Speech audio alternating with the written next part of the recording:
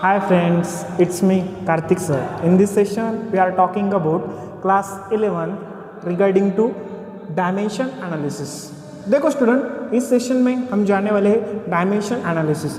Exactly dimension analysis क्या होता है, ये चीज़ को हम इस लेक्चर में अच्छे से पढ़ेंगे. सबसे पहले देखो what is meaning of dimension analysis. Okay, first dimension analysis किसे कहते हैं? We can say that the power of physical quantity, the power of physical quantity which is rise to obtain its unit. देखो, dimension analysis means fundamental और you can say that physical quantity का जो power है वो power हम use करेंगे unit obtain के लिए. Means हमें unit करना है फाइंड विद the help of physical quantity power. ठीक आहे, बघा स्टुडंट्स की एक्झॅक्टली डायमेंशन एनालिसिस म्हणजे काय. तर डायमेंशन एनालिसिस म्हणजे जी पण फिजिकल क्वांटिटी आहे ह्या फिजिकल क्वांटिटीच्या वरती जी पण पावर असेल तर ती पावर आपण युजफुल ठरणार आहोत. कशासाठी? तर युनिट ऑब्टेन करण्यासाठी. आता generally exactly meaning of dimension analysis म्हणजे काय, तर बघा जनरली फर्स्ट वन लेंथ. आता बघा जनरली आपण लेंथसाठी जे युनिट यूज करतो तर ते युनिट कुठलं आहे? मीटर. कुठलं असेल तर मीटर. नेक्स्ट आहे टाइम. टाइमचं युनिट कुठलं असेल? सेकंद. आणि नेक्स्ट क्वांटिटी कुठली असेल?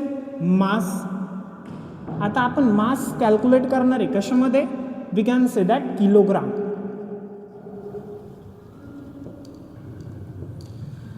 आता डायमेन्शन एनालिसिस मध्ये एक्झॅक्टली जी पण लेंथ असेल त्या लेंथसाठी आपण सिम्बॉल वापरणार आहे एल. कुठला वापरणार आहे? एल. नेक्स्ट असेल टाइम. टाइमसाठी आपण वापरणार आहोत T. And next one is your mass.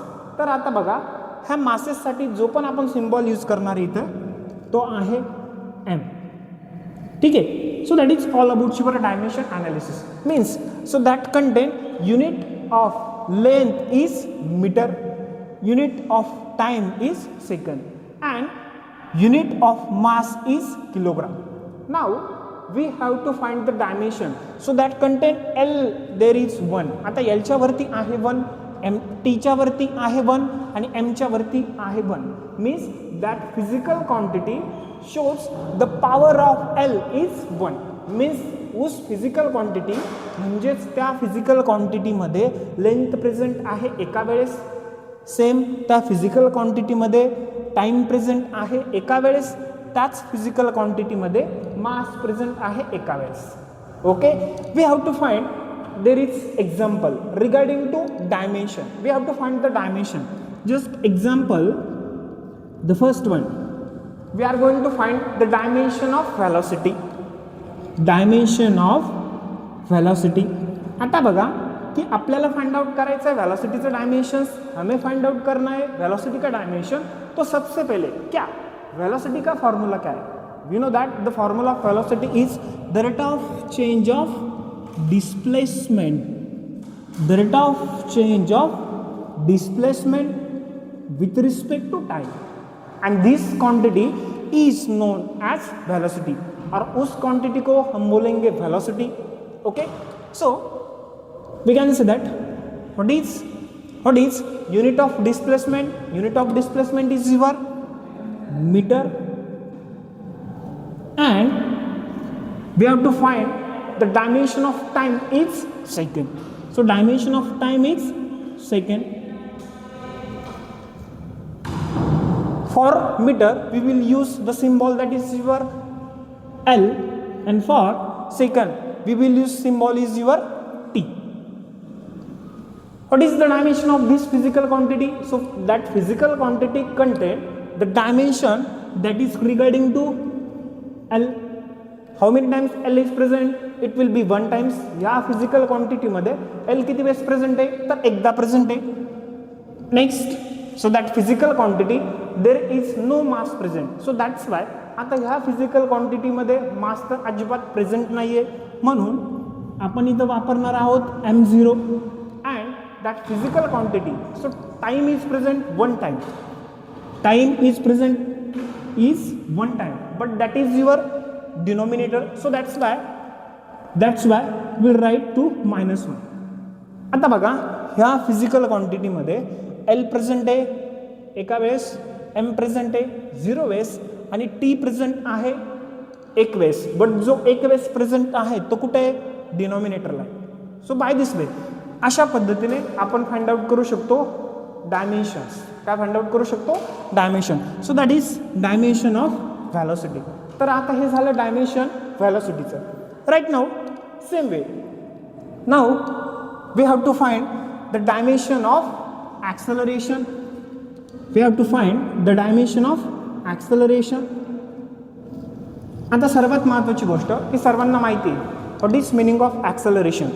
So acceleration को हम कैसे डिफाइन करेंगे, the rate of change of velocity. We can say that the rate of change of velocity with respect to time and such a quantity और such a physical quantity we can say that acceleration. अब एक बात बताओ, आपको velocity का dimension पता है, तुम्हाला व्हॅलोसिटीचं डायमेन्शन माहिती आहे जे की आपण अगोदरच्याच स्टेप्समध्ये फाइंड आउट केलेलं. काय ते, it will be L1 m0 and t minus 1. Now acceleration content time. आता ॲक्सेलरेशनमध्ये टाइम किती वेळेस प्रेझेंट आहे, तर एक वेळेस. So that's why I will just write t1.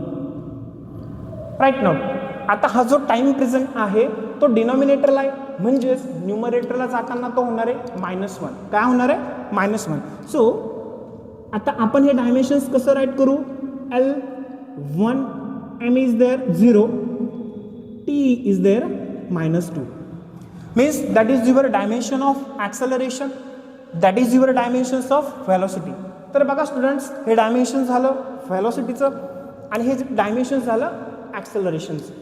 तर बघा हे जे डायमेन्शन्स ॲनालिसिस आपण बघितलं याचे काहीतरी ॲप्लिकेशन्स असतील. हे ॲप्लिकेशन्स आपण फाइंड आउट करणार आहोत to find the physical correctness of an equation. म्हणजे काय की कुठलीही फिजिकल इक्वेशन ही करेक्ट आहे किंवा नाही हे आपल्याला कोण फाइंड आउट करून देतं, तर डायमेन्शन ॲनालिसिस. आता एक्झॅक्टली आपण बघूया की ही जी फिजिकल इक्वेशन आहे so that is correct or not. This equation is generally known as the kinematic equation of motion. We can say that this is your kinematic equation of motion. बघा student, आता ही जी equations of motion आहे ही first kinematic equation of motion आहे. आता आपल्याला बघायचं this equation is exactly correct or non correct. Okay, so v means velocity, v means velocity.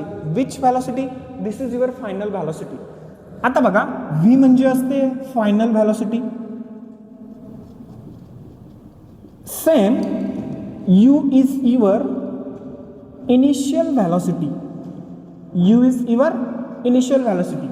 Now you have to find the right hand side of this equation and left hand side of this equation is correct or not correct.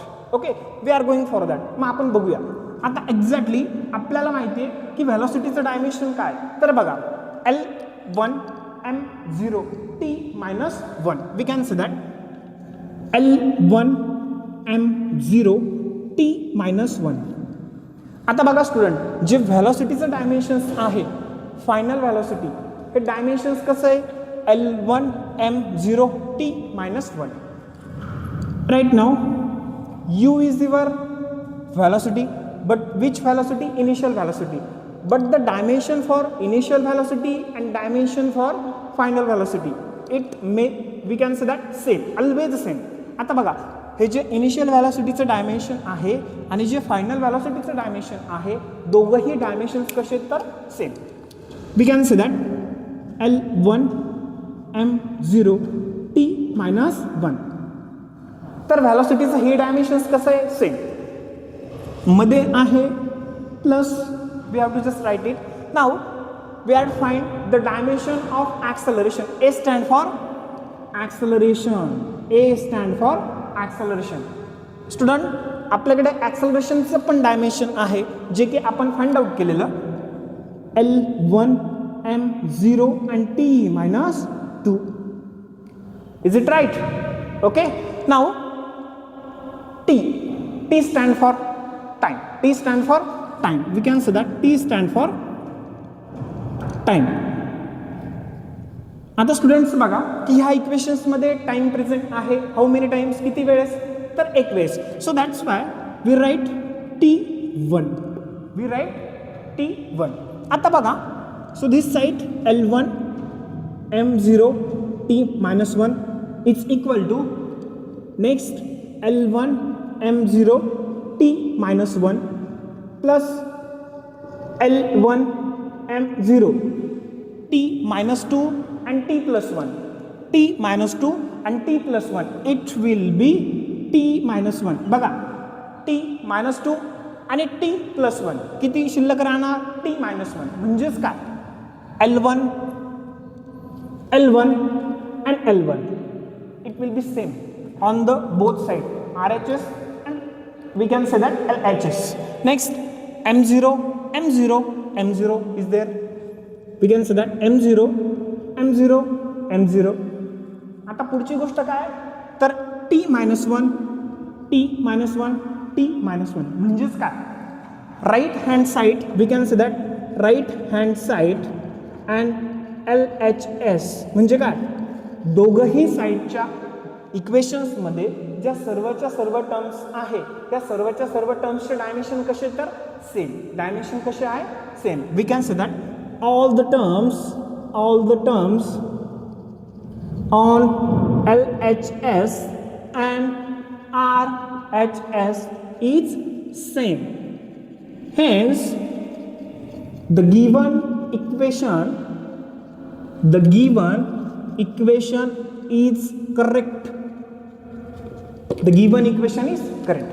आता student म्हणजे काय, तर dimension analysis म्हणजे की physical क्वांटिटीची जी power आहे ही power आपल्याला काय find out करून देते, युनिट. अशा गोष्टीला आपण काय म्हणत असतो, डायमेन्शन्स. आता डायमेन्शनसाठी आपण जनरली स्टँडर्ड क्वांटिटीचे डायमेन्शन्स बघितले, त्याच्यावरनं आपण बघितलं की याचे एक्झॅक्टली ॲप्लिकेशन काय, तर फिजिकल जी क्वांटिटी आहे त्या क्वांटिटीचं जे पण करेक्टनेस आहे हा फाइंड आउट करण्यासाठी जनरली आपण डायमेन्शन्स ॲनालिसिस यूज करतो. I hope you are really enjoying this session. Thank you. Happy learning. Thank you very much.